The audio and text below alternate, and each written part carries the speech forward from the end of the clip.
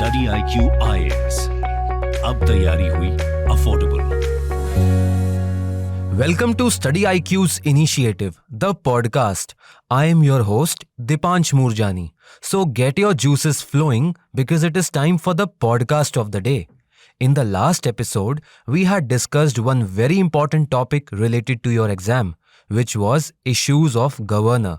So all the new listeners out there can listen to our previous episodes not only on YouTube but also on all the audio streaming platforms like Spotify, Hubhopper, Apple Podcast, etc. In today's episode, we are going to discuss national emergency. Sir, first things first, can you give us a brief idea about emergency and why do we impose emergency? The emergency provisions are contained in Part 18 of Indian Constitution from Article 352 to Article 360. These provisions enable the central government to satisfy any abnormal situations effectively. The central government becomes all-powerful during the emergency period and the state go under control of the union. The rationality behind the incorporation of these provisions of Indian Constitution is to protect the sovereignty, unity, integrity and security of the nation and the democratic political system and the Constitution in itself. In the context of national emergency, Dr. B.R. Ambedkar observed that, likewise in USA, the federal system is intact in any situation. However, on the other hand, the Constitution of India can be both unitary as well as federal as per the situation. In normal times, it is framed to work as a federal system. However, in times of emergency, the unitary system prevails. There are three types of emergency under Constitution of India. Number 1, national emergency, which is due to war, external aggression or armed rebellion. The second emergency is state emergency. Under Article 356, it is mentioned that due to the failure of constitutional machinery in states, this is popularly also known as President's Rule. The third emergency is financial emergency. Under Article 360, due to a threat to a financial contingency or credibility of India, financial emergency can be invoked. Sir, what are the provisions of national emergency under Article 352? National emergency under Article 352 provides that if the President is satisfied that a grave emergency exists whereby the safety of India or any part of India is threatened, either by war or external aggression or even armed rebellion, he may make a proclamation of emergency in respect of the whole of India or any particular part of India. A proclamation of emergency can be made even before the actual occurrence of any incidents, if the President is satisfied that there is imminent danger of war, external aggression or armed rebellion. Thus, actual occurrence of events mentioned in Article 352 is not essential. An imminent danger of war or external aggression or armed rebellion is adequate for the proclamation of emergency. The President shall not issue a proclamation without consulting the Union Cabinet, that is the Council of Ministers and the Prime Minister including. Such a proclamation may be issued and has been communicated to him in writing from the Council. This means that the emergency will be declared only on the conformity of the Cabinet and not merely on the advice of the Prime Minister. However, the word satisfaction used in Article 352 does not mean that the personal satisfaction of the President, but it is the satisfaction of the Cabinet as a whole.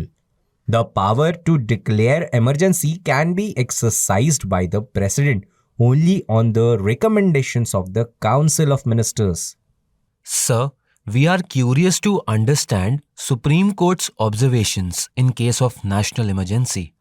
In Minerva Mill Limited versus Union of India case, the Supreme Court held that there is no bar or limitation to judicial review of the validity of proclamation of emergency issued by President under Article 352 subsection 1.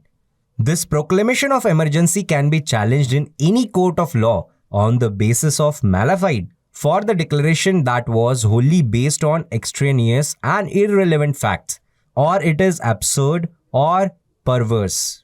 Sir, what is the duration of national emergency?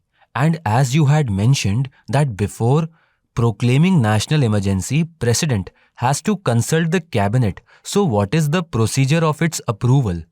Prior to 44th Amendment Act 1978, a proclamation of emergency could remain in force for 2 months in the first instance.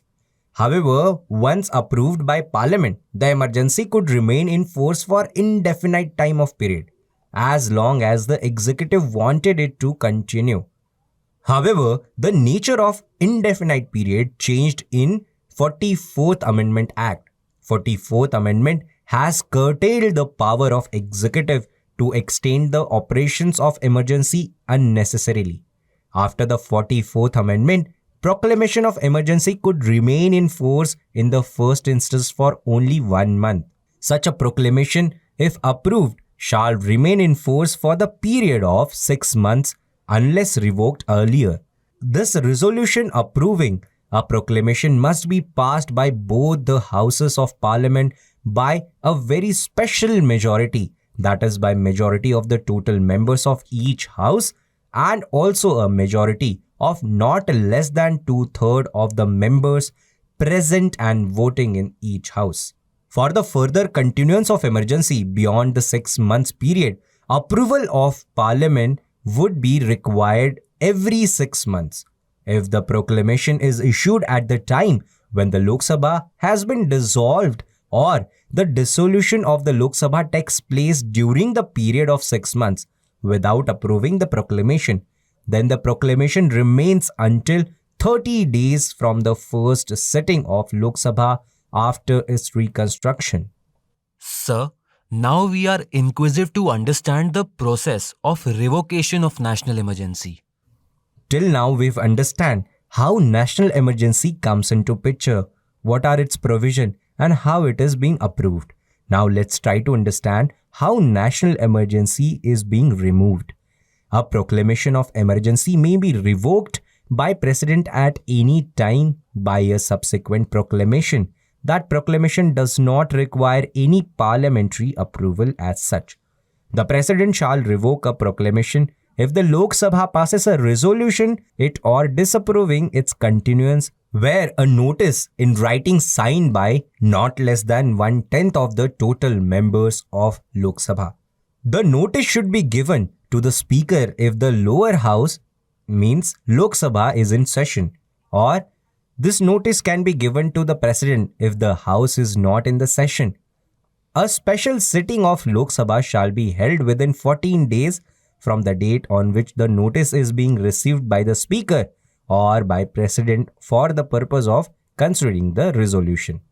Sir, while understanding national emergency, students often get confused between two types of resolutions. One is the resolution of disapproval and the other is resolution of approval. So can you elucidate on the differences between these resolutions? A resolution of disapproval is required to be passed by Lok Sabha only while the resolution approving one needs to pass by both the Houses of Parliament. However, the resolution for disapproval is to be done by a very simple majority, while the resolution for approving the proclamation needs to be passed by a special majority by both the houses. Sir, as you had mentioned that during the period of national emergency, centre becomes powerful. So what are the other effects of national emergency? A proclamation of national emergency has drastic and wide-ranging effects on the political system of the government. The consequences can be grouped into 3 categories. Number 1, effect on the center-state relations. Number 2, effect on life of Lok Sabha and State Assembly. Number 3, effect on fundamental rights. Effects on the center-state relations. While a proclamation of emergency is in force, the center-state relation undergo basic changes.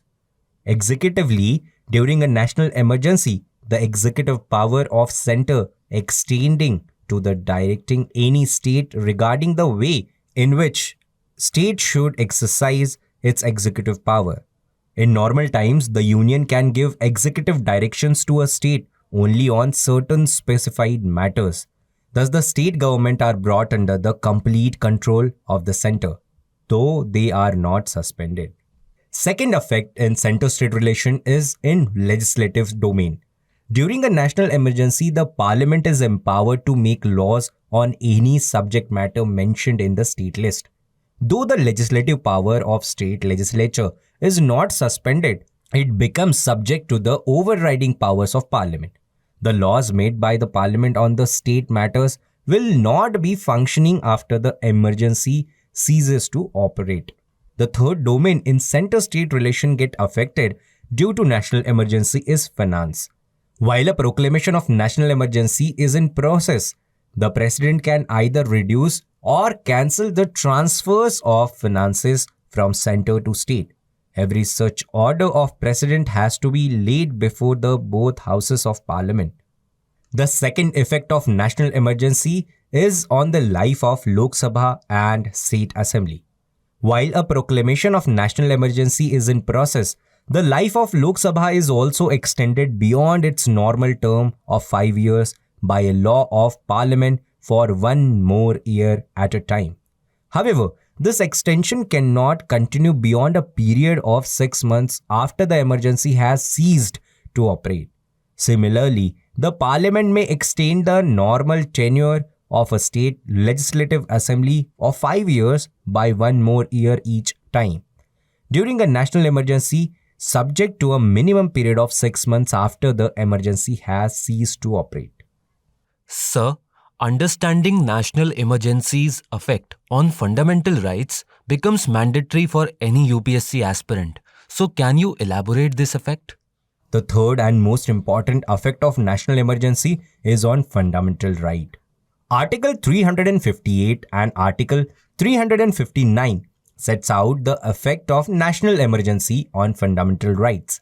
Article 358 deals with the suspension of the elemental rights guaranteed by Article 19, while Article 359 deals with the suspension of other fundamental rights except guaranteed by Article 20 and Article 21. Let's try to understand, according to Article 358, what rights are being suspended. When a proclamation of national emergency is formed, the 6 fundamental rights under Article 19 are automatically suspended. No separate order for their suspension is required. However, the 44th Amendment Act 1978 restricted the scope of Article 358, providing that the 6 fundamental rights under Article 19 will be suspended only and only if the national emergency is asserted on the ground of war or external aggression, and the national emergency based on armed rebellion cannot suspend the Article 19 altogether. The second suspension of fundamental right is mentioned in Article 359. The President is authorized to suspend the right to move any court for the enforcement of fundamental rights during the national emergency. In other words, the fundamental rights are not the suspension of enforcement relates to only those fundamental rights that are as per the presidential order. Sir, thank you for giving us the information. Dear listeners, it is time to conclude this episode of the podcast. In the next episode, we will be back with another topic. Till then, stay connected with StudyIQ and keep studying. You can listen to StudyIQ Presents the podcast on various audio streaming platforms like Spotify, Hubhopper, Apple Podcast, Google Podcast, etc. Links are pinned in the comment section below. Thank you.